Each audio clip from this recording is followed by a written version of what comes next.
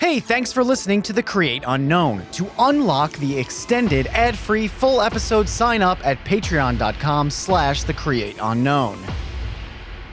Now on with the show. So, Stephen, I've known you over a year, right? Yeah. We've talked for a long time now. While. Yeah, so I have a decent understanding of what you do. I've known Kevin a long time. You guys are two of my absolute favorites. And that's why I want you together right now to come up with a video that's most likely to hit trending based on what you know from the data, based on what Kevin knows from 85 years. Let me show you guys something. Okay. All right. Hold on. I've actually got the perfect thing for this. This episode is brought to you by Audible. Go to audibletrial.com/thecreateunknown to get a free audiobook, and stay tuned for my book recommendation. That's audibletrial.com/thecreateunknown. Now on to the show.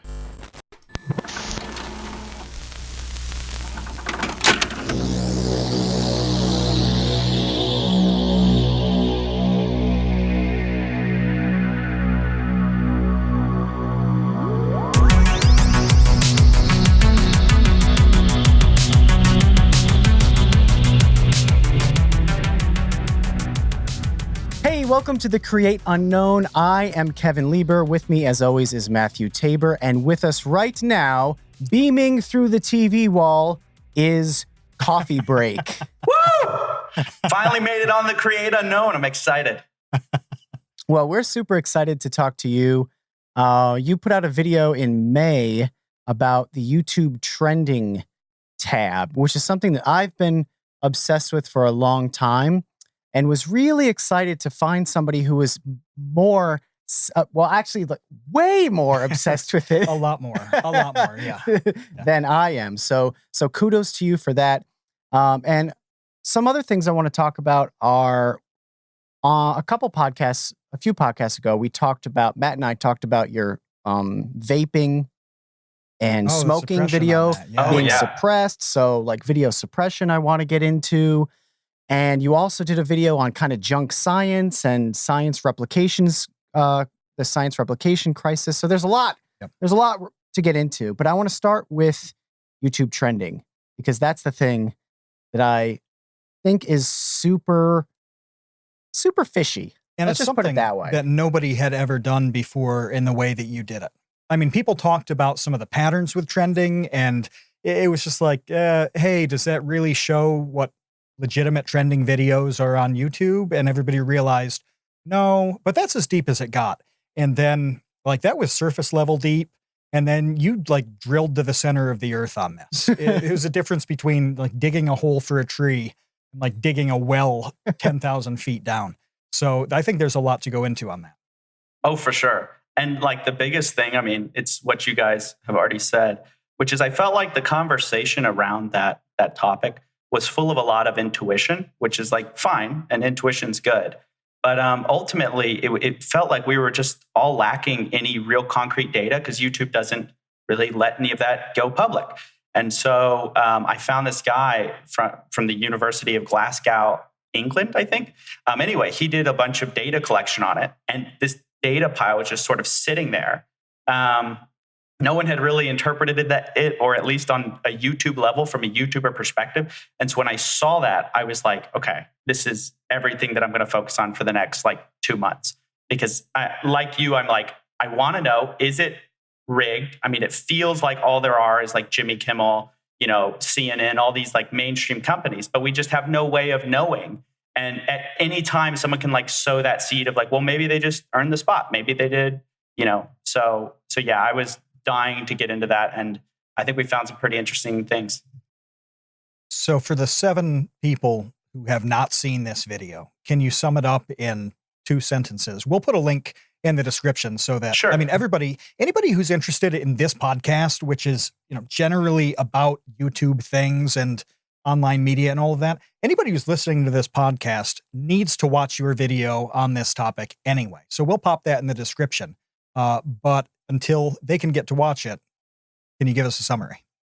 Yeah, sure. Absolutely. So basically what I did is I took 40,000 videos, a little over that, collected over 9 months, and The data was collected every day at the same time every day. And we checked what's on the trending tab that day.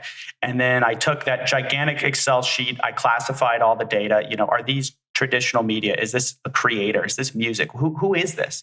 And put them into buckets.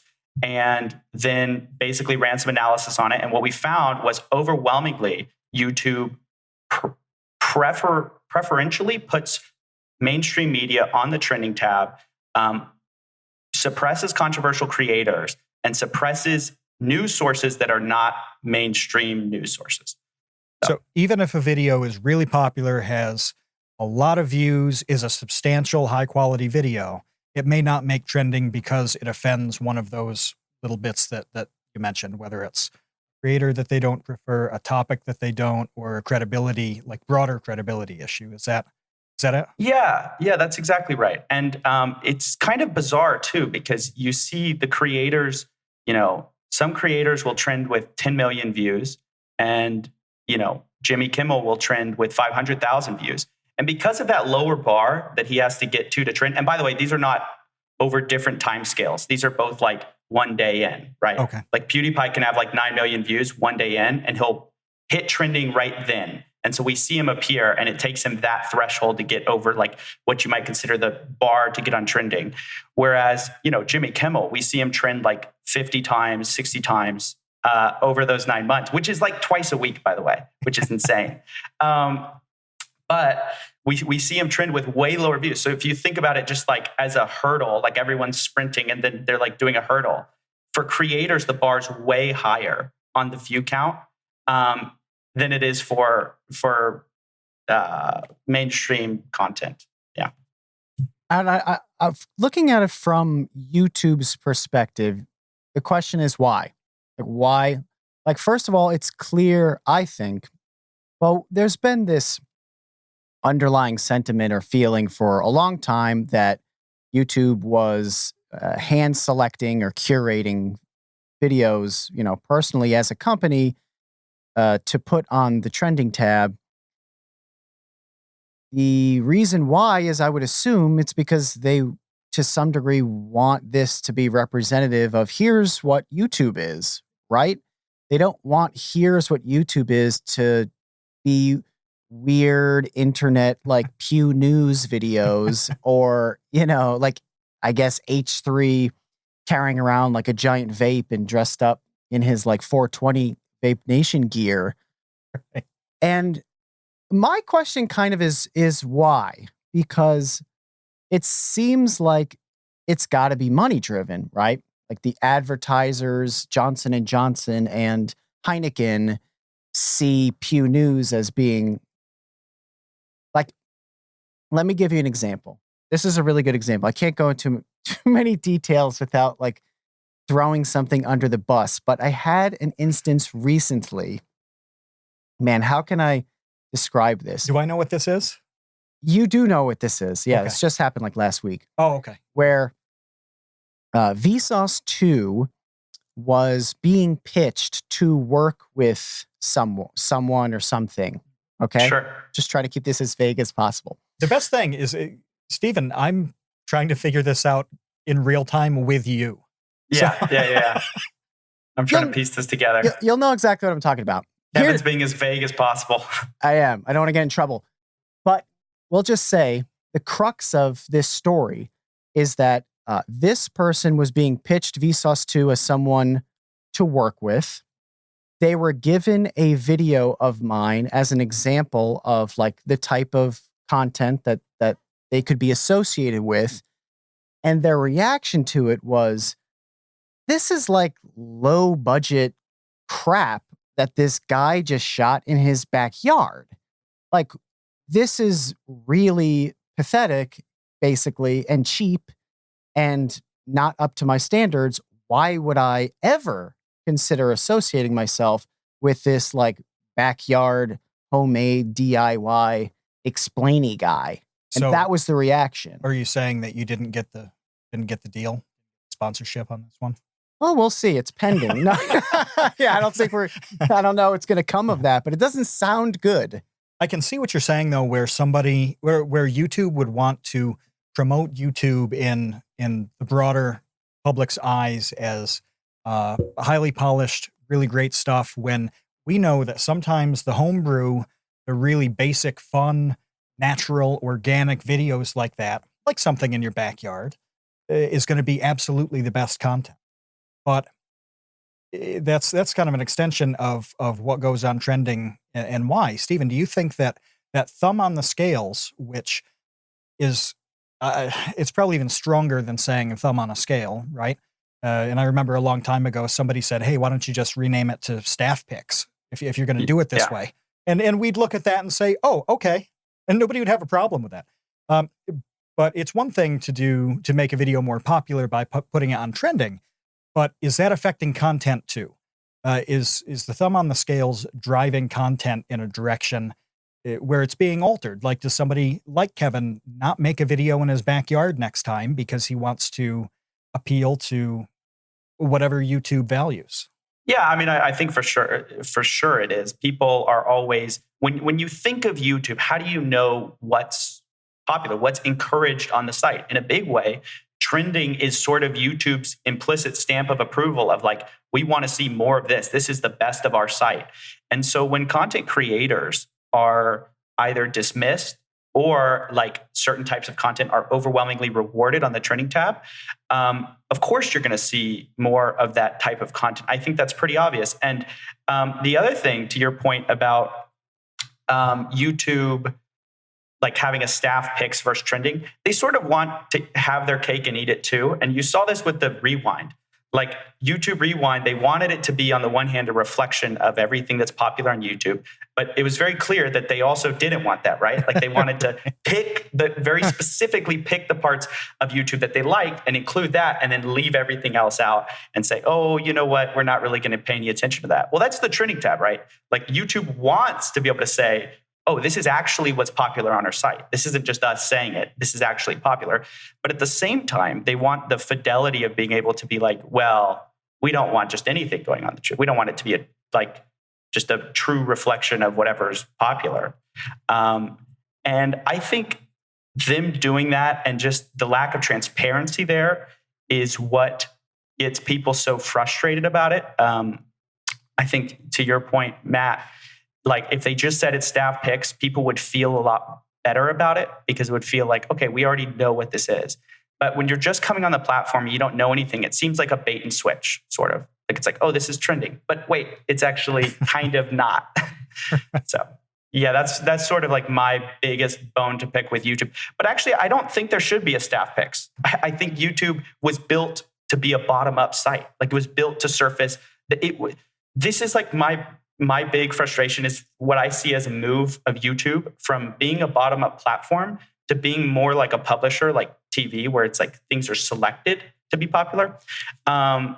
And I think if you just look at the ethos of YouTube, it was always broadcast yourself, right? Like we have no gatekeepers. We have none of this.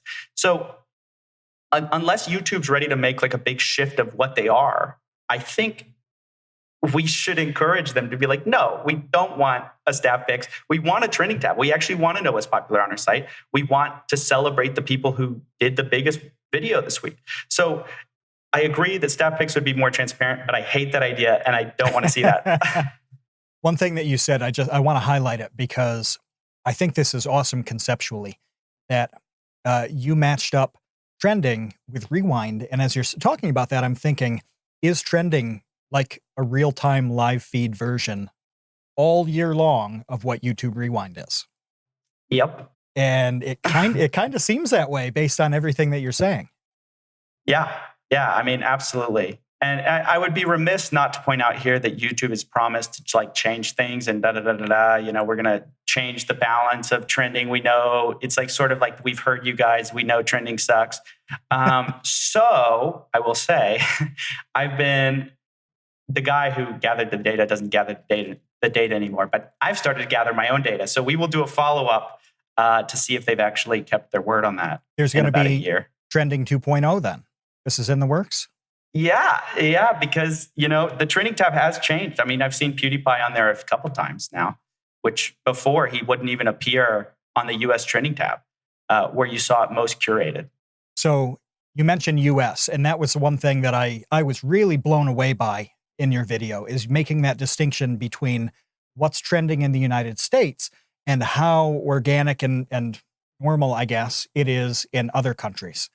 What's the difference there between how trending works in the US and how trending works in Uganda, and why? Yeah, sure. So the easiest way to explain it is just who consistently shows up pretty much everywhere else, right? So I looked at Canada, for example, and the biggest thing I noticed was there were just a lot more creators that I knew about and like I knew were really popular appearing a lot more often, and they needed less views to appear. Like, so you imagine that hurdle analogy again. The hurdle was way lower for them. Not exactly where mainstream media was, but it was like much closer, and they were better able to compete as a result. So I started to be like, wait, why is this? And it occurred to me that, look, YouTube's under a lot of pressure to maintain this image, right? And the biggest amount of pressure of that comes from the US. And so they have every incentive to really heavily curate that sort of front page of what YouTube is there. And then elsewhere, it takes time to curate things manually. And so it makes sense that they wouldn't. And so once I thought about that, I just started looking around, and yeah, everyone starts showing up. Everybody you'd think, like H3H3, PewDiePie, Philip DeFranco, all these guys that get these massive numbers over and over and over, appeared over and over and over, which is great. Like, that's what you want. You want to celebrate the people who are successful. So yeah, that was really weird. But people took that and thought like, oh, well, we'll just move to Canada or whatever, or I'll VPN over to Canada. And it's like, wait, guys, you're not understanding. Everything they do in the US will eventually move everywhere else. The point is that we don't approve of like where they're heading. Anyway. I'm really glad to hear that you're working on a follow-up, because that was going to be one of my questions. Did I pull the rug out from under you? No, I just want a follow-up because I have more questions. One of the things that you did in your first video, and just for those who are listening or are watching on YouTube and want to look it up, it's called "What 40,000 Videos Tell Us About the Trending tab." But one of the things that I really loved was your categorization. So let's see, you developed 6 categories: YouTuber, commercial, trailer, music, traditional media, and conventional viral. I think those are mostly self-explanatory. Conventional viral, you basically said, was a channel that had less than 10,000 subscribers, but they made this viral video. I suppose like the Charlie Bit My Finger or Double Rainbow of our day. Right. But yeah, I too remember the Bill Clinton presidency. Yeah, that's good. It was not that long ago. But now maybe this is getting too granular and it's too much work, but I would love further categorization, because there are a handful of types or genres of video that I see all the time on trending. And I don't have names for these. I just wrote down like the first things that came to mind, and I would love to develop names for these. And part of what I want to do on the Create Unknown in general is start codifying some of this stuff so that we have vernacular to use when talking about it. So I wrote down animated stories.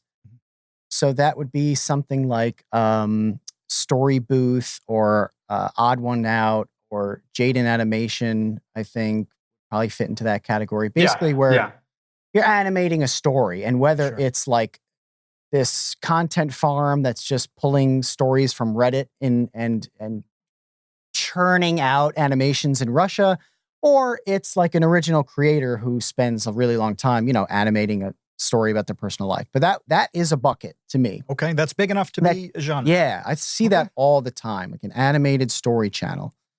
Another one, this is not a good name. I put shock visual. I don't know if that's good enough. But under shock visual, I would consider things like, in the past, you would see a lot of things like crushing things with a hydraulic press, or cutting something in half with like a 1,000 degree knife. What's inside is really a shock visual. kind of channel. What's inside? Yeah, cutting things in half, slow-mo guys, where you're showing something kind of shocking and novel for the first time. That shows up all the time. Trick shots, where it's like we dropped a beehive off the Empire State Building onto a frozen trampoline, and it's like 40 million views, And, Dude Perfect obviously being the shining example, but gosh, there's a lot of Dude Perfect like clones, derivatives showing up on trending all the time. Wacky food. Wacky food I see all the time where it's like $1 cheeseburger versus $1,000 cheeseburger, or like making homemade Cheetos, or reviewing a sandwich from KFC.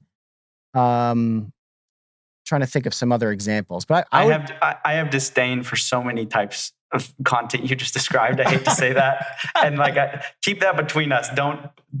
Actually, I don't care, but I don't know. Sometimes I'm like, it seems it. Anyways, some people view YouTube as a business, and I guess I view it more as an art. And so I don't like when people are like just farming for money, when it's like very clear that there's just like, okay, what else can I stick under my, blender? Sort of like the will it blend kind of thing. Like I'm going to put an apple in it today, a Lego in it tomorrow. Blah, blah, blah. So yeah, that succeeds a lot. You're absolutely right. And it just is what it is. My question is though, what kind of question? Yeah, question about questions. What kind of questions are you trying to answer with that? Because that's the biggest thing is you categorize in order to get a question answered. And so my question was like, is mainstream media being favored? And so what kind of answer would you be trying to get? Oh, I suppose the question, like I would love to see a pie chart. I would love to create more categories that a lot of stuff could fit in, like shock visual, wacky food, trick shots. Mm-hmm. Like I think these are categories that are simultaneously like descriptive and targeted enough that you'll know exactly what I'm talking about when I say like shock food. Like a lot of stuff could fall into that from a lot of different channels. So anyway, so you did a pie chart that was like YouTuber, traditional media. You already did this. Yeah.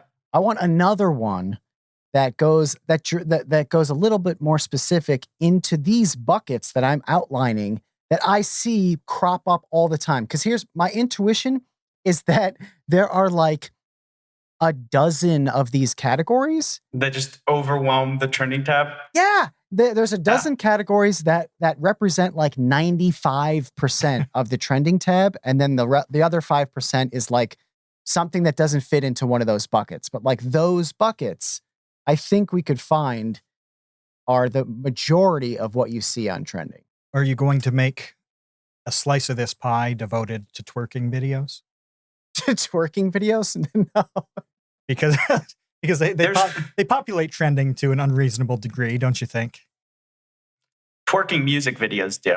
Twerking regular videos don't as much. No, it's got to be an element of something else. So I think it can be broken down in a lot of different ways. But so my question leads to a big one for both of you guys. The first question is, how much value would twerking in either of your videos actually add? Would they help you get on trending? Minus 1,000. Yeah. Vsauce to work. We just change the channel name, right? Yes. No. But so Stephen, I've known you over a year, right? Yeah. We've talked for a long time now. Well. Yeah. So I have a decent understanding of what you do. I've known Kevin a long time. You guys are two of my absolute favorites. And that's why I want you together right now to come up with a video that's most likely to hit trending based on what you know from the data, based on what Kevin knows from 85 years. Let me show you guys something. Okay. All right. Hold on. I've actually got the perfect thing for this. Can I take a moment to go pull this up? Sure. It's going to take like 5. Yeah. Hold on 1 second. I've got like the perfect thing. All right. Well, while you pull that up, I'm going to say just fill a pool with a lot of something. You had a tweet about that, wasn't it? Yeah. What were you filling a pool with? Oh, geez, I don't remember It was everything. Rusty Knives was Rusty one. Knives, yeah. I think gummy bears might have been another one. But I feel like you could just pick something, Yeah. fill a pool with it, and then either Photoshop yourself in it Okay. or actually go in it, and you have a pretty solid chance. So if you filled a pool with gummy bears and dove in, like that would be enough, you think, to make this happen? I think so. Yeah. It Yeah. would make for a good thumbnail. Well, So, that's what's, yeah. All right. I found it. So, a really good friend of mine, and there's a lot I can't tell you, okay? Because a lot of this is confidential. But he basically found a way to use machine learning to come up with titles that are likely to hit trending. And I'll just leave it at that. This guy is like actually one of the smartest people I know, but he's like relatively quiet. So I can't tell you much more than that. But here's some of the titles he sent me that his algorithm came up with. Things most grandmas can't do. Okay. Giant googly eyes on everything. MRE versus space food. Locked in a Chipotle. I mean, like, anyway, like these are like really good titles, like stuff that you would legitimately see on trending that this basically bot was like, oh yeah, these are great titles. But I wonder if that's not eventually going to be the future of, I actually don't want it to be, but I wonder if someday we're not going to just have people selecting from the bucket of like most clickable thumbnails and title combinations ever. People tried to do that route. People tried to do that with pop music, didn't they? Where at a certain point, it was like, hey, we can get a top 40 song by talking about this thing, doing it in this structure, a very formulaic thing that wasn't something organically produced from the artist.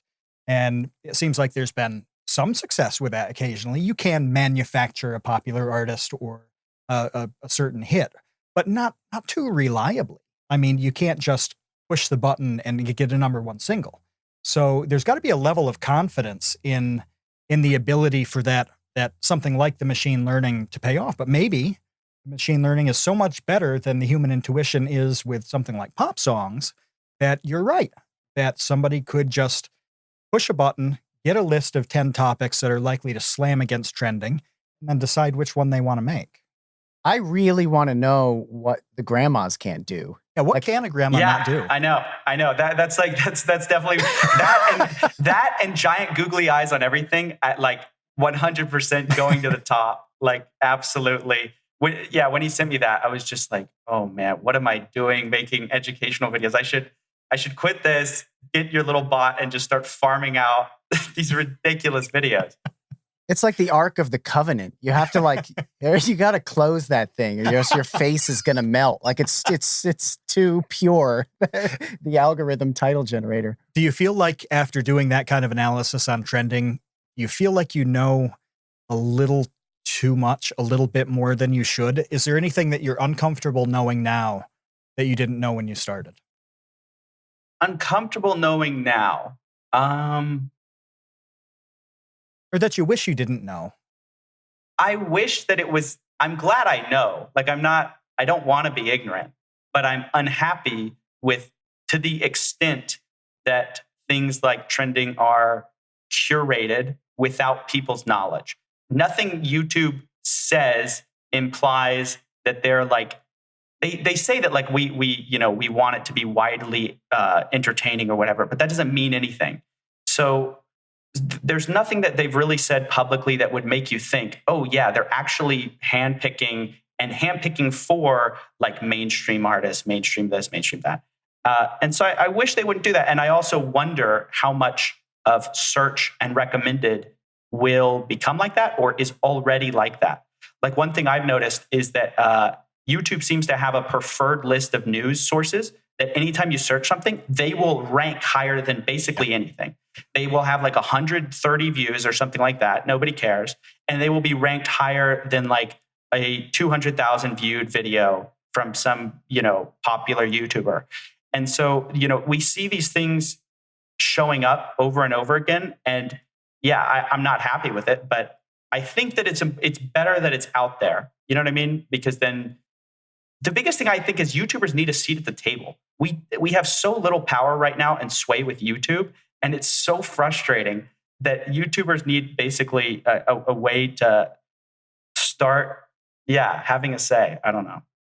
So you mentioned there's a double standard in the news, and YouTube has been forthright with that. I mean, that was a big thing. I don't recall.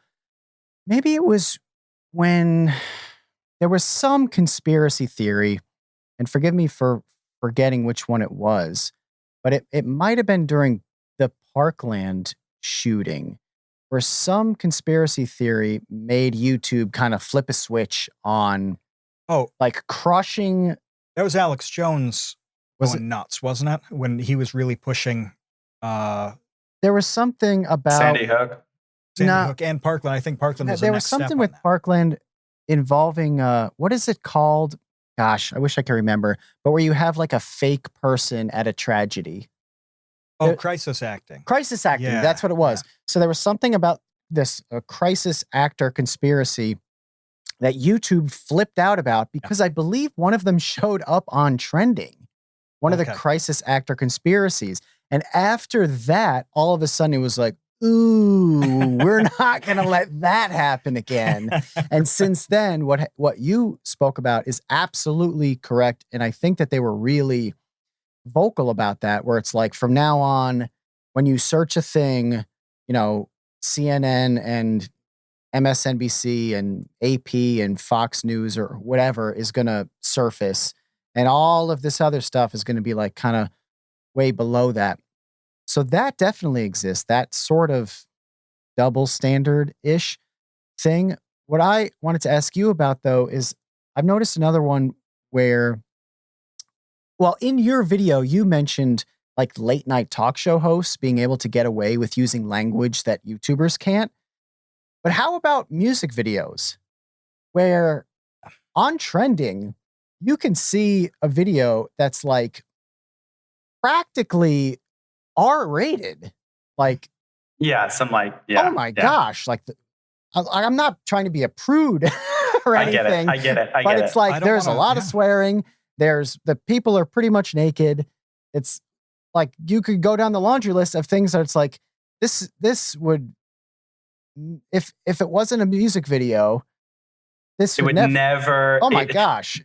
Not only wouldn't it be on trending, but it never would be promoted. Yeah, there's a total double standard here. And this gets us into the content rating thing, which we can talk about, but it has everything to do with content rating. So I think I'm not too clear on whether it's like if M videos can never surface on the trending tab or something. But anyway, YouTube takes into account what they consider like the content to be. And for whatever reason, they're much more lenient with music videos. I mean, I put it on Twitter, but I saw one where the thumbnail is like the girl in like a G-string. And then in the video, it's like her twerking. And then there's bananas like being thrown at her in the thing. And then there's like a nut bar ice cream thing or something like that. Like it's like so over the top suggestive, so ridiculous. And that's like fine. That's, you can show that on trending all day. But, just imagine a creator does that. Like that would never, ever go up there. You can't even talk about vaping and have that video show up properly.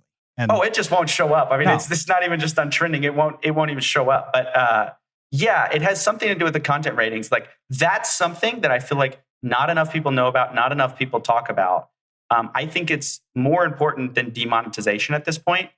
And like for creators' livelihood, I think people don't realize how significant of an impact it makes on people's views, and a lot, and eventually their ability to make a livelihood on the platform doing that type of content. And I think you've seen a shift while YouTubers figure this out, and they're like, "Oh, I'm going to clean up my act." While meanwhile, the music videos are like populating trending with some girl half naked twerking, whatever. Which is cool. Like I want to be totally, totally clear. Like that's great. Like do your thing, artists. Like I want artists to be free to express themselves in any way that they choose. What I think is icky to me is that double standard where it's like, well, this is a music video, so they can do pretty much whatever they want. And if it's not a music video, it's like, "Ugh, we're going to be checking all of this and making sure that it doesn't have this or this or this or this or this. And if it is, then it's totally demonetized or suppressed." So I want to back up 2 steps on this, because in conversations with people who watch YouTube, and even with some creators who don't know a lot about the platform, they just make good videos. I think there's a lot of confusion about what content rating actually is and what it means, how it ends up applying to the viewer. What does content mating system? That's what we need, is a content mating system. You get a lot of views that way. No. Reproduce. So what does a content rating system mean to the viewer? How does that affect them? Yeah, sure. So the content rating system is an invisible thing that nobody knew about, nobody can see, creators cannot see on their own videos, and no real explanation has been given as to how YouTube decides that. They've been pretty opaque with their standards about it. They give you demonetization rules, but they're much more silent about their content rating. So content rating is from basically G, PG, teen, and M. And essentially, it determines who the video will be shown to. So I believe kids will be shown G videos. I'm not sure about PG. And then basically PG teen will be shown to basically everybody else besides the kids app, stuff like that. And then M is interesting because it should be for mature viewers, right? Like people who are over 18. But what I found is that's absolutely not the case. So I had a recent video get rated M. It's kind of a long story, I can go into it. But what I found is my audience was not being shown it despite me having a mature audience. So I looked at my analytics. I have 6% of my audience is under 18, very low percentage is under 18, which means that basically 94, 95% of my viewers should be absolutely fine to see this video about vaping, even if it gets rated M, whatever. I don't think it should have been. But that's not what you saw. So YouTube just didn't show it to a vast amount of my normal viewers and the normal people who'd be targeted with my videos. They weren't being recommended it, and you could see it in the analytics. And so I'm not sure what M means because YouTube doesn't tell us. All I know is that you are much less likely to see a piece of mature content, even if you're 18. And there's no button you can press to say, I'm fine with seeing mature videos. So it's very bizarre. All we know is that you get less views when you get rated M. And you can't tell if you've been rated M for the most part. So I don't want to spoil the collaboration between you two in the future, but I've just discovered something that grandmas can't do. They can't watch these videos, even though they're old enough. Too mature for grandmas. Too mature for now, that would be a good video title, Too Mature for Grandmothers. What could go wrong? That's on a different website. That's not on YouTube. That's my goal on every episode of this show from here on out. It's how can I gently demonetize every possible video we make? That's the part about not knowing at all what the standards are, how they're applied, if, how, whether, whatever they've been applied to you. Mm-hmm. How is somebody supposed to function in this kind of environment? Because I know Kevin doesn't really. Because your videos are, when you're dealing with math and science type stuff, it's pretty tough to go out of bounds to a degree, which you're going to be rated M. But you talk about a lot of controversial topics. Sure. Yeah. And it seems like the video we talked about a week ago that you made, which was about public policy related to smoking and vaping. That was a great video. It was absolutely fair. Content was substantial. It was well referenced. Everything was good about this. It was the kind of thing that would be perfectly at home in a high school health class. Oh, yeah, totally. Yeah. And I'm sure the average watch time on that video was through the roof. Am I wrong? Oh, yeah. No, watch time was great. Click-through rate's great. And that's actually how I got the intuition that it was probably rated M because the views were most videos that I've had do that well were 1 million views or 500,000 views. And then on top of that, when I looked at where it was being recommended, it was only being recommended on the homepage, which is mostly to your subscribers or people who are 1 degree away from you. but it wasn't at all being recommended on the watch page. So when like you're watching YouTube, YouTube was not recommending it. It was like, normally I get like 20% of my views from there. It was like 1% or something like that. So that's a big difference. Oh yeah. I mean, it's being crushed, and views on YouTube are related to momentum. So when you take away 20% of the momentum, it affects more than 20% of your views. Like it just like crashes your video. So yeah, like Matt, you said, how do creators behave? Well, this is one thing that I struggle to get across to people. The problem with not knowing rules is not just getting in trouble. It's that after you get in trouble, you have to play super conservative, especially when the penalty is so great. So what that does to me as a creator, because I don't know why I was rated M, or because, all I know is I talked about vaping and I got rated M. I will never make another vaping video. Maybe it was that I put like one clip of an underage teen vaping in the video, which should be fine if you're talking about underage vaping in a documentary sense, but whatever. Like if that was it, then I could continue to make that type of content and I just wouldn't do that. But because I don't know, now that whole topic is just off the table, right? Like I cannot talk about it. And so one reason I would argue for the release of these type of guidelines is because it lets content creators be more expressive, be more ambitious, and take calculated risks, right? Like if you just imagine that basketball, you didn't know the rules, right? And you just got randomly fouled. People would not play much defense because it's like the cost is like really high. I mean, you could get basically fouled out, and the higher the cost to foul, the more conservative you play. And so for me, the cost of this video, like I spent a month on it, I got demonetized, and then the views were completely suppressed under the levels that I promised my sponsor. And so I got in trouble with them. I got pissed off because I got demonetized. And so it's like the penalty was huge. It's like a month, not wasted, but like I would have done something else.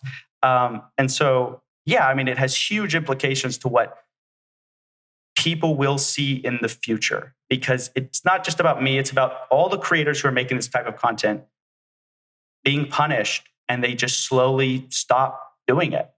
Like I saw these guys, Store, I don't know if they're like parkour guys. They get rated M now because YouTube's decided that parkour, because it's not in a controlled environment. The whole thing about parkour is it's outside, right? It's like in whatever environment. You're just like running around, flipping around. These guys are professional athletes. YouTube rates them, demonetizes all their videos. Their whole channel is demonetized. And they've been talking about how their views are getting like suppressed as well. And it's like, what can these guys do? Right? Like they have no recourse. Anyway, it's just super frustrating. And you're not going to see Store guys because they're not going to make any money and they're not going to be able to do what they want to do. So, and I'm really glad that you brought up the not fulfilling the brand promise thing, because I think that, an audience member might think, well, even if you're demonetized, you have this brand deal. And it's like, well, yeah, but the brand deals are based upon expectations for the video's performance. And if those expectations aren't fulfilled, and in the case of this video that was just crushed and suppressed and didn't even come close to fulfilling, well, now I have to come back to the brand who's upset that we didn't hit that number. And now there are ramifications on that. Am I even going to get paid? Do I have to do another video that sponsors their service for free, ostensibly now, to make up that for that drop? And it's just a mess. Right. And huge mess. The parkour thing is unbelievable. Like that's against the rules now. Like doing flipping over picnic tables. There's just no context. There's no context. They say dangerous acts, right? And maybe if some teenager was, throwing himself into barbed wire, I get it. Don't let people encourage that.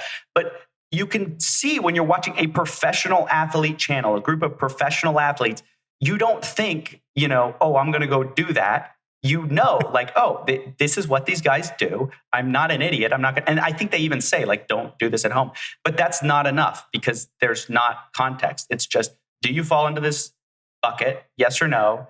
And then if so, we're going to rate you M and you're not going to be able to make a living from this type of content from us, or as you said, from any other thing. I mean, I really think that demonetization is one of the most overrated symbols in terms of like YouTubers are all worried about demonetization. And it's like, it matters so much more the views because most creators don't make the majority of their money from AdSense.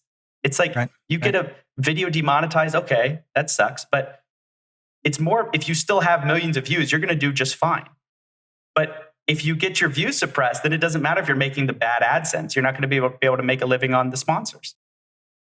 You talked about something a couple minutes ago that I want to come back to and hit on, because again, I like the pairing of the two of you guys, because Kevin he's a grizzled veteran of YouTube. You know, if this was like Rookie of the Year or something, he's Chet Stedman. You know, Gary Busey's character, remember that? Who's in like the last 2 years of his contract. I was hoping I could be Daniel Stern, but I guess you could be Daniel Stern. Yeah, that's good. But no, like you've been around for a while. Coffee Break, you haven't, not as long as Kevin, but you've been around long enough. New kid on the block. You're at that point where it's like the guy's been killing it for a few years and he's just about to sign the major free agency contract. You know what I mean? Like right at that point where it's like, okay, he's clearly worth quite a bit. This is awesome. But anyway, that juxtaposition makes, I think about it in the context of you saying, well, YouTubers don't have a voice here. They don't have a seat at the table so they can go talk to the people who are doing content rating, the people who are making the rules, even if they're not released publicly, whatever. You can get guys who have been around a while, guys who are coming up, brand new creators, get some of the brands involved. And get their perspective, at least. There are a million resources here that come together to make the whole YouTube sphere. Do you think it's even possible for this kind of thing to happen, to get people like the two of you to talk with YouTube and have them listen and have some part of the process here? I think so I'm increasingly of the belief that it's a power problem. They care about the creator community, but that community is so disparate that every creator has such small power and such a small voice with YouTube that it's very hard to make a dent, so to speak. And I think YouTube really cares more about the power voices that are all concentrated. So brands can kind of speak as one. When, 3 big brands leave, like YouTube pays attention because the power is much more concentrated. Whereas if 2 YouTubers complain, like, who cares? That's not affecting our bottom line. And so one interesting thing that I found out about recently is some dudes in Germany is doing a union for YouTubers. Right. He's doing like Fair YouTube Union. And I don't know if that's the answer, by the way. I'm not pitching it as the answer. But what I will say is I like the collectivizing of the voice, because that's what you need in order to reach audible levels that YouTube suddenly is forced to care about. I think that's what a lot of this comes down to, is like YouTube in theory cares about creators, but in terms of if they had a priority list, YouTubers keep getting pushed down because it doesn't matter enough to their bottom line.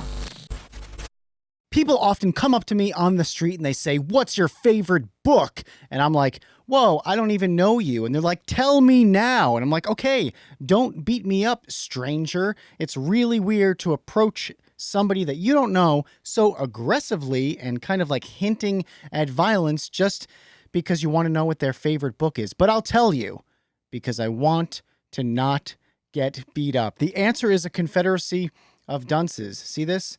This is my favorite book of all time. I actually did a video about this book for Wisecrack. You can probably go to YouTube and search Wisecrack Vsauce 2 or Wisecrack A Confederacy of Dunces.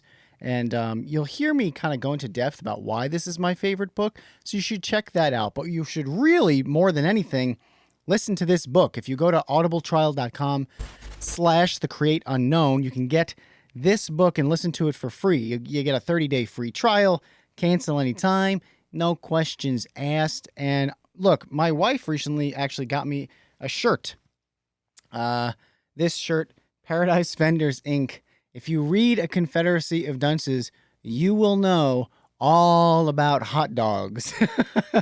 So go to audibletrial.com/thecreateunknown and get A Confederacy of Dunces, or else you may be the dunce. Want to touch on the junk science stuff? Sure. Before we're done, I love because that. I am I think a lot of the junk science problems really kind of fold in a lot of ways to what we're talking about with the trending tab and creating a bot that can create like trending video titles. So you did a video about a replication crisis in science, and Mhm. the basis of it is that scientists need to publish and they need to create some sort of almost clickbaity science in order to get published so they can get grants, so they can get funding to kind of do this all over again in some manner. It seems like it's like a self-fulfilling bad junk science circuit, like feedback loop. And I'm not sure exactly how we get out of that. I know that you mentioned in your video that, you know, good science takes a really long time and it happens under the radar. And, you know, what Higgs worked for 5 years before Yep. the Higgs boson discovery. But No, he worked 5 years till he published the paper, and he wasn't recognized for the paper for 40 years. all right, that's So- way worse. It's way worse. He published it in 1964, and he got recognized in 2013. So 49 years after he did all this work. This is something I'd sort of think of as like the tyranny of metrics. I mean, it's like increasingly we just want to measure everybody by some quantifiable thing, right? But when it comes to science, it's really hard to judge because, you know, the topics are so disparate and there's so many different levels. Like we don't know what's that important for a long time. And so it can sometimes be a little silly to try to judge people, you know, over a year's time of how much they've produced. Like, how can you know how good a scientist is in this time? And my question is sort of like, these people spend all this time in school. Like, at what level do we realize, okay, these people are adults. We can, to some level, trust them to be doing important work. We can, to some level, release them to have the space to think creatively and think sort of widely. Because the more we select on a certain measure, so in this case, publications are geared towards exciting work, the heavier you select on that, the more you're going to see people adapt to that solution, right? So like I'll give an analogy to YouTube because you said it ties in with YouTube and it's true. So like let's say, so YouTube is also a natural selection machine, right? Like people make different types of content. People change their content to reflect what's popular on the site, so heritability. And then people, and there's a selection mechanism through the algorithm. So if you don't have much selection, if YouTube doesn't do too much to rein in the types of content, you can see a kind of a flourishing of all different kinds. But if YouTube decides we're only going to promote the things that are maybe have snails in it, right? Pretty quickly, all you're going to see on the site are things with snails in it because you've selected so heavily.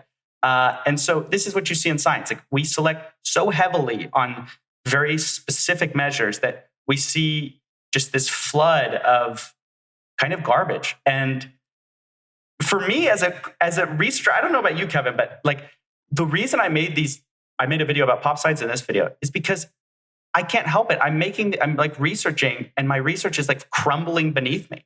As I like study these topics, sometimes I'm like, wait, this is totally wrong. Or like, and it just like, I lose the ability to tell a story because this new story has popped up of this is total bogus. And I can give examples ad infinite, but yeah, I guess I should shut up for a bit and let y'all talk. No. But you mentioned the snails. Wasn't that Derek Muller's Yeah, he said something. analogy for Yeah. I just wanted to give him a ripped shout that. out. You Yeah, totally sorry, did. I And totally ripped that. want to make sure we give Derek credit for his snails thing because I love that. You talked about making a metric, though. And the thing about metrics is that when you lay one out and make it matter, you get more of the thing you measure. Sure. This is absolutely universal, right? That's just something that comes with measurement of any kind beyond science. But we actually saw that with the length of videos. We saw this over a year or two, maybe 5 years ago. Is that when longer videos really started to be rewarded? Probably, yeah. And yeah. it was tied into being able to put a couple more ads on. That came later, I think. I think the ad thing came later. I think the longer videos came first. You know, Michael started making longer videos on Vsauce 1 simply because he was like, yeah, he just wanted to. He was like, well, how about I make a 20-minute video? That was the extent of his thought process. But yeah, I remember then a lot of people started making, because back in the day, YouTube videos rarely crossed 5 minutes. No, they were like 2-3 minutes. Crossed 5 minutes. And so many videos got stretched out.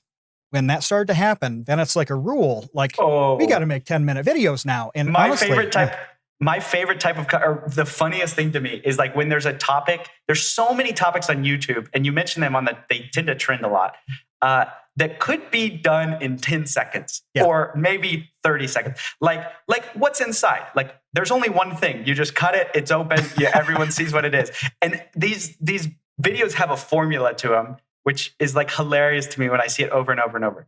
They start the video with like them doing the thing, and then they're like, wait, let's rewind like 5 weeks and talk about everything that comes up to this so we can pad out the 10 minutes and then put the 30-second piece of like real content at the back, the bumper of this video. And then you can, this type of content will succeed. It's like, same with cliff jumping. It's like, all I want to see is the guy jump from the cliff. And it's like, wait, here's me vlogging to the park. Here's me talking about how scared I am. Here's this, here's that. And then at the very end, they're finally like, okay, let me actually do the thing. To your point. It's how people it plays are just out, following.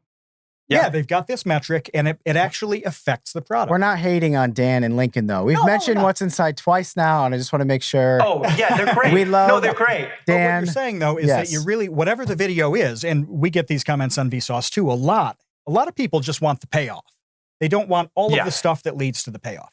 And, you can have a lot of compelling material that does lead to it, and that's what makes a great video. But it's got to be pretty tight. And what I'm talking about is when I see a video that's 10 minutes and 3 seconds, and I look at it and I know it could have been a really amazing 3-minute video. And they have 7 minutes of stuff that honestly, it's not like it's bad, but kind of could have lived without it. But if they've made a 2.5-minute video, they're going to get, Psychic Pebbles hammer thrown down on him, where he makes $47 per million views. Right. So I totally understand why that happens, but it's how having a certain metric, rewarding that, what fits that metric, actually affects content. Back in the day, I could slam 15, 20 awesome YouTube videos in an hour. Now, if I have an hour, I'm probably going to watch 3 good ones. And that's just because I've curated my feed so well. If I were just clicking around, maybe I get 1 good one in an hour. But that's really drawn out content in an application of that process that your video was about.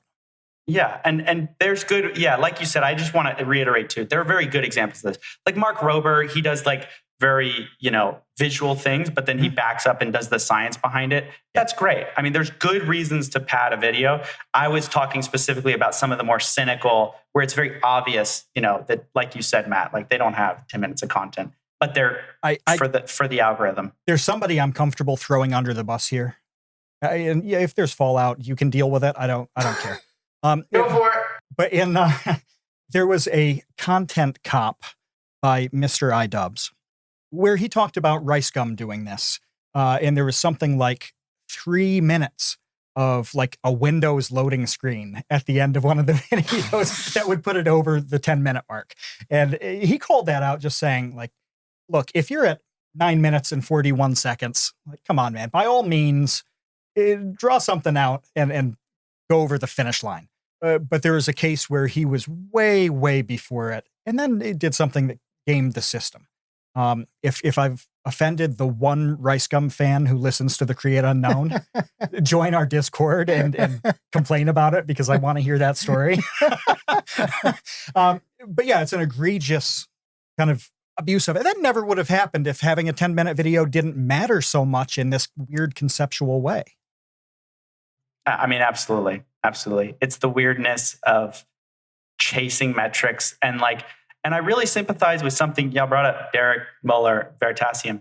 I saw a video, and there's this once I had done the natural selection of bad science video, this really stood out to me like a sore thumb. Derek says something like on the How to Be Viral, he goes, I'm going to make more clickbaity content, and I'm going to make content that's going to get clicks because it's an existential threat if I don't.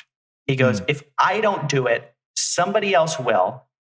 And so this isn't me trying to sell out. It's me trying to survive in an environment that won't let me survive otherwise to the extent that I want to. Does that make sense? Yeah. And so that really stuck out to me because that's like natural selection. I mean, that's like the epitome of, if I don't do it, it's not like it's easy to blame the individual YouTuber and be like, these YouTubers are clickbaiting too much. It's so annoying. But it's a real feeling among YouTubers, and I hate to be inside baseball here, that it's like, if I don't, YouTube won't promote me and no one will see me. And that's like such a hard, man, when he said that, I was like, I felt that. I think horrible. I think this translates to don't hate the player, hate the game. Yes, that is the theme of this entire episode. Don't hate the player, hate the game. Well, I think that... How do you do, fellow kids? Yeah, what is that even from? Oh, originally? That's old. That is old, yeah. I remember hearing that like before college. That like an Ice Cube thing? I don't know. It's very old. I think it's Ice-T because I think he said that about pimping.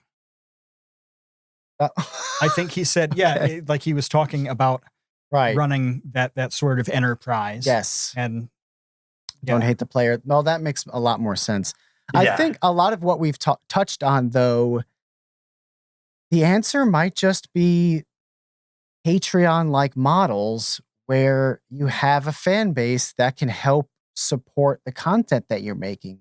Because if not, then you're beholden to YouTube deciding whether or not parkour is mature or not, or deciding whether or not, your audience of 95% adults can watch a video. Is allowed to watch a video about vaping policy. Yeah. I mean, because it's not just, like you said, demonetization. It's also the brand deals. It just cuts everything off at the knees where you're not going to make another video about vaping or smoking because you can't. And that's a really bad thing because that was an excellent video. It informed me on a topic that honestly, I don't know a lot about. I don't read a lot about vaping or smoking policy. So it was nice to get that rundown from you on it. But now what? Now there can't be any more parkour channels up and coming. Now there can't be like nuanced like policy video essays created. Like the amount of fallout and lack and content that's going to be just thrown in the recycling bin is really scary to me as somebody who the thing I love about YouTube is that it's supposed to be people creating whatever they want and whatever they're passionate about. And it seems like more and more that's no longer welcome like it used to be. I'll say this. I think Patreon's a Band-Aid, but I don't think it's it's a permanent solution because at least for the mature problem, because the mature problem is a views problem. It has nothing to do with money. Well, it's related, but it's really primarily it's a views problem. And so if you do a Patreon thing, let's say I was completely supported by Patreon, I would be bummed out if a lot of people didn't see it. Like even if I don't just make this for 1,000 people who support me. I mean, that's like enables me to make the thing. But ultimately, it's free because I want it to be as widely accessible as possible. And so when you kind of step on videos, sure, it'd be nice if I got paid more, but ultimately I didn't make it to get paid, really. I mean, that's just a way for me to do more of the work that I like to do and show it to more people. And so what I worry about is these conversations are not being done cannot be done by independent creators. And I would argue that independent creators can do a better job on these topics than mainstream media. And I'll explain. I can spend a month on a project and I will dive in. I will do multiple expert interviews, whether they even hit my channel or not. I talk to several experts. I don't know if you've talked to news people recently, but I've had enough, like I've done a couple interviews now with people and they're so squeezed that they do articles in one day. They do videos on super short turnaround times. And so you consider who's making the content that will get shown. Well, it's people who will not get rated M. So it's people like BBC, these sort of approved channels of media, CNN. All these people can do pieces of content, but they do really shallow work. I mean, a lot of them. I'm just being super honest here. Like, it's just sort of a click farm at some point. They just have to make their views work. They have to pump out content, and so I get frustrated because I talk to a lot of experts, and experts reached out to me after my video and they said, we're so glad to have a voice that actually saw both sides. We have these media pieces. They just take one side of the story, they run with it. They do an entire video. It's so unbalanced. It's so unfair. And so, yeah, I'm just like wondering, I wonder at YouTube's value system. Like, I really think that they do not trust creators. And they don't see the value in their creators. Like, I think if you look at who's doing great work, a lot of independent creators are. They're doing really deep work that actually news is no longer doing, like your 24-hour news cycle. So, yeah, I see it as a huge problem. I mean, I'm sort of depressed about it. I love that you took it into that area, because that's something that I did for years, was working in that kind of news environment, online capacity. And you're absolutely right about one-day turnaround on topics. I mean, number one, by definition, news is like breaking recent things. You can't prep for news very well. Although if a topic is big enough, somebody can be dedicated to that topic or assigned to part of the world where there's continuing coverage, whatever. Even that happens less and less. Things like war correspondents, there are fewer of them now than there were 20 years ago. And beyond. But anyway, I think about it in terms of books. If you can talk to somebody who has actually read a book that you've written and not read the back cover, read the top few reviews in real publications, read the top few positive and negative reviews on Amazon, that is the extent of familiarity that a lot of interviewers have with a book. And William F. Buckley had a show called Firing Line that started over 50 years ago now. I mean, he's been dead a long time, but he actually read the books of his guests. He had a weekly show, so it's a bit easier, but he was a hyper literate guy, whether it was somebody he was friendly with or a total opponent. He always read the books. You could tell when he would talk about it, because he's making references to specific things that came up organically in conversation during the hour-long interview. So it's not like he had research assistants putting Post-it notes in the thing. He never could have predicted that. No, right. The dude actually read the material, and it completely changed the conversation that he had with those authors. And so you'd think that somebody who is taking a month and diving deep into a subject, talking with lots of people, doing it on their own time so that they can go down whatever rabbit hole naturally appears with that topic, they're going to produce a superior result to even a big organization like BBC or CNN. And you'd think that YouTube would say, here are normal people worldwide they may not be total experts on an area, but they're pretty good. And they've done serious legwork to get content that really matters. You'd think they would reward that. That's so much better than the surface level trash that comes out of necessity from the process that you described. Yeah, I mean, I like, and I don't mean this to like toot my horn or whatever, but like there were 6 pages of references in that video, and everything in there was like, I mean, this is not.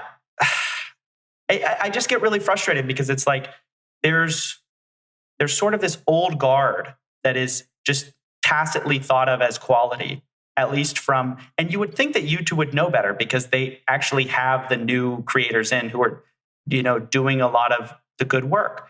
But you still see that same mentality of like, oh, it's like what you said, like they implicitly trust CNN as a news source. And Philip DeFranco, no way. Like he's not approved or whatever. He doesn't match in. It doesn't matter how much research he does. He is not part of the networks, I guess, right, of approval. Anyway, I think one big answer is going to be YouTube will have to roll out a system where they put a badge on people and they say, look, this guy does good work and we will trust him like we trust a CNN or we trust our media sources. There needs to be an easier pathway for individual creators to get that stamp of like, oh, you're a documentarian. Oh, you're a this. Oh, you're a that. Instead of having this broad brush of, you guys use the hammer analogy in your last video, of like everybody just gets treated by the same bot except for CNN, except for the BBC, except for Fox News. That's a huge thing that needs to change. What do you think about that? Well, you're right. They already do that, and I'm sure of it with the traditional media outlets of the world. They already whitelist them to allow them to kind of skip, to jump ahead of the line, proverbially on a lot of this stuff. And what you brought up is something that we sort of brushed upon in one of the recent episodes, where I just feel like there's not that many creators for them to have relationships with.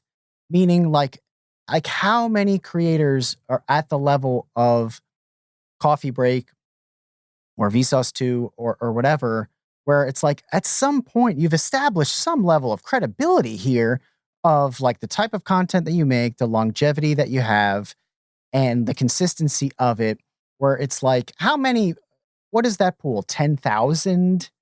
20,000? I don't know. But how much staff do you need to hire? A couple of thousand people in order to have like somebody to talk to on a regular basis, right, where it's like, hey, so-and-so at youtube.com, it's me, Steven. Why is my smoking video crushed? Part of the problem there is that, quite honestly, they don't seem to help even when that does happen. Because we had a video on Vsauce 2 recently, this Navy video that performed like historically badly for the channel. Abysmally. It was strange though. It was weird.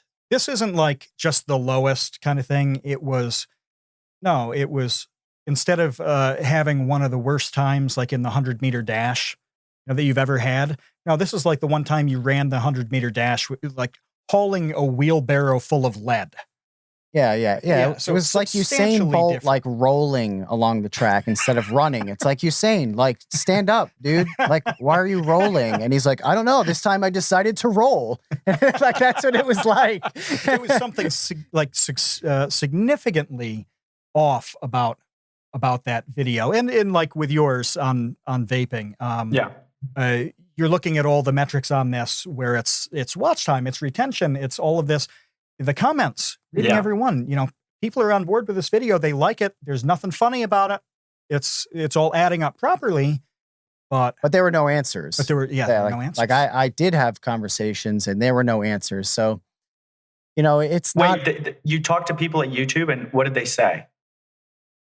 I mean, more or less like... you don't have to say exactly, but... Yeah, I mean, it was basically like, well, that's too bad. Have you thought of adjusting the title or thumbnail? A lot of creators experience success with changes like that. Yeah, it wasn't much. It was not helpful.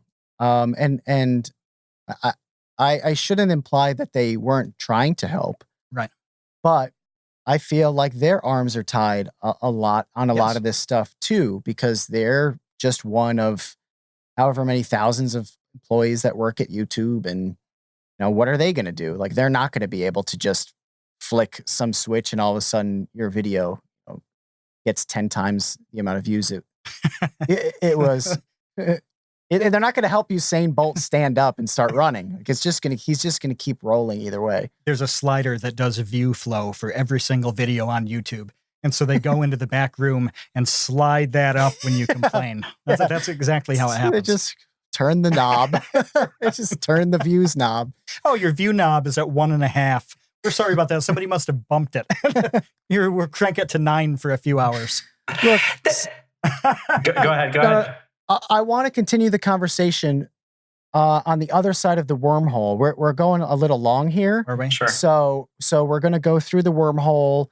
The wormhole exists at patreon.com/thecreateunknown. We're going to have an extended conversation with Steven about Usain Bolt analogies. And Well, we got a bunch of questions too. yeah, we have questions from the Discord. Yeah, several people in the Discord are pretty big fans of yours, and have been since the trending video. And so they were pumped when they heard that we were going to talk to you. And so we got several questions. Great, excited to answer them. Yeah, we're gonna talk about what you would do if you had unlimited resources. That's what Baseweight wants to know. What would Coffee Break do with unlimited resources? The sky is the limit for you, and we'll find out right after this at patreon.com/thecreateunknown. For everybody else, thank you so much for watching. You are about to exit the Create Unknown.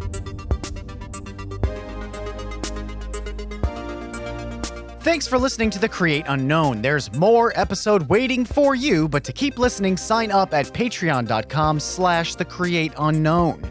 You could hear the rest of our conversation as well as unlock the ad-free feed, get exclusive content, join the Idea Baby Gang, and more.